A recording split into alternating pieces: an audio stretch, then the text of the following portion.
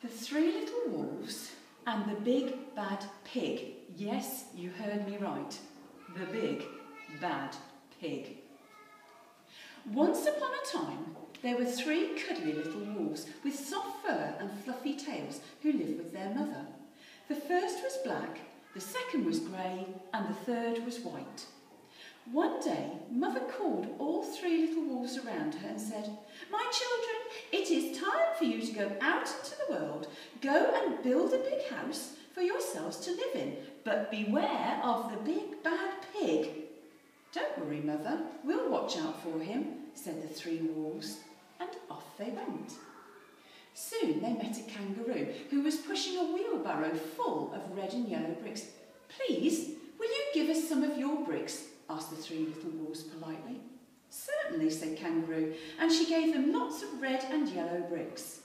So the three little wolves built themselves a house of bricks.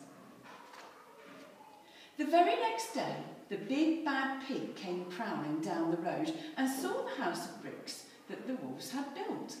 The three little wolves were playing croquet in the garden when they saw the big bad pig coming, and they ran inside and locked the door. The pig knocked on the door and grunted, little wolves, let me come in." "No, no," said the three little wolves. "By the hair on our chinny chin chins, we will not let you in, not for all the tea leaves in your china teapot." "Then I'll huff, and I'll puff, and I'll blow your house down," said the pig. So he huffed, and he puffed, and he huffed, and he puffed, but the house didn't fall down. But the pig wasn't called the big bad pig for nothing. He went and fetched his sledgehammer, and he knocked the house down. The three little wolves only just managed to escape before the bricks crumbled, and they were very frightened indeed. "We'll have to build a stronger house," they said. Just then they saw a beaver who was mixing concrete in a concrete mixer. "Please, will you give us some of your concrete?" asked the three little wolves. "Oh, certainly I will," said Beaver, and he gave them buckets and buckets full of messy, slurry concrete. So the three wolves built themselves a strong house out of concrete. No sooner had they finished than the big bad pig came prowling down the road and saw the house of concrete that the little wolves had built. They were playing battledore and shuttlecock in the garden when they saw the big bad pig coming. They ran inside their house and locked the door. The pig rang the bell and said, "Little frightened wolves, let me come in." "No, no," said the three little wolves, "not by the hair on our chinny chin chins. We will not let you in, not for all the tea leaves in your china teapot."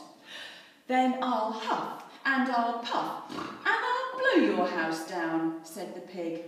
So he huffed, and he puffed, and he huffed, and he puffed, and he huffed, but the house did not fall down.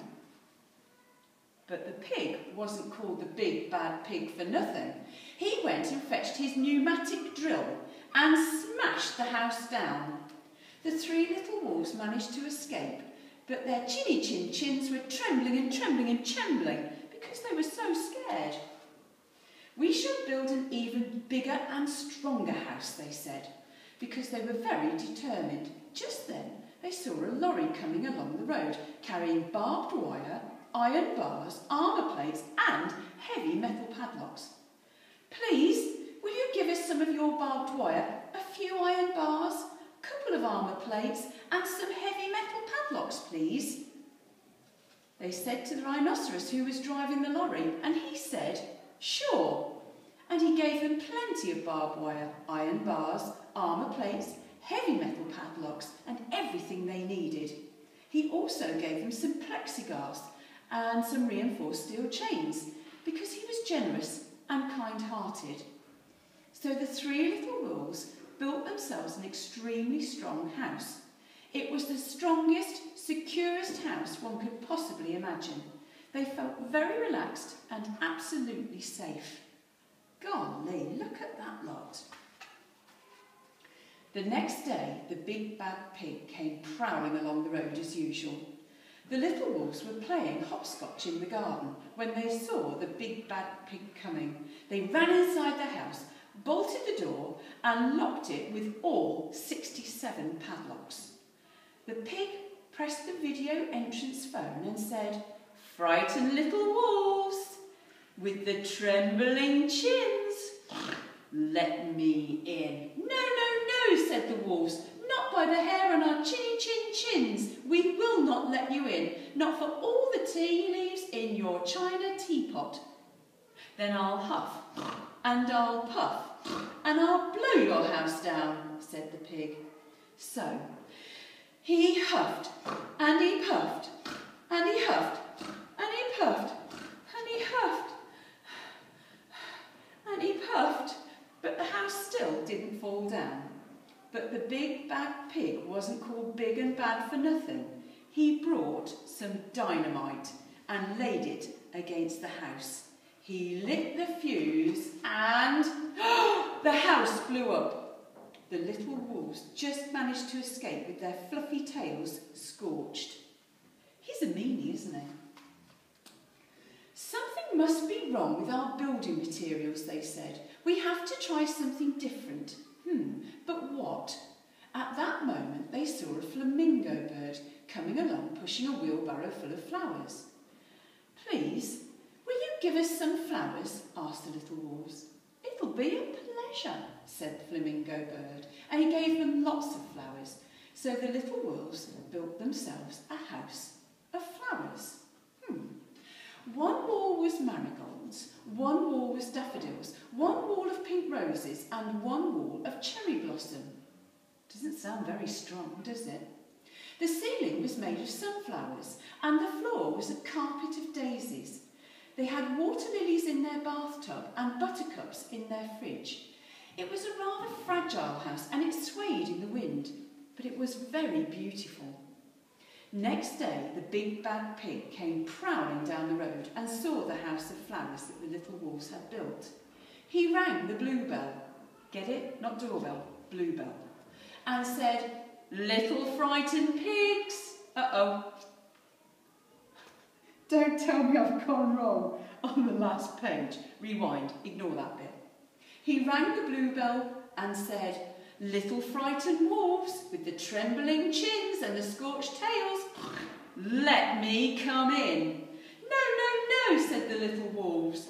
"By the hairs on our chins, we will not let you in, not for all the tea leaves in your china teapot." "Then I'll huff and I'll puff and I'll blow your house down," said the pig. But as he took a deep breath, ready to huff and puff, he smelled the soft scent of the flowers.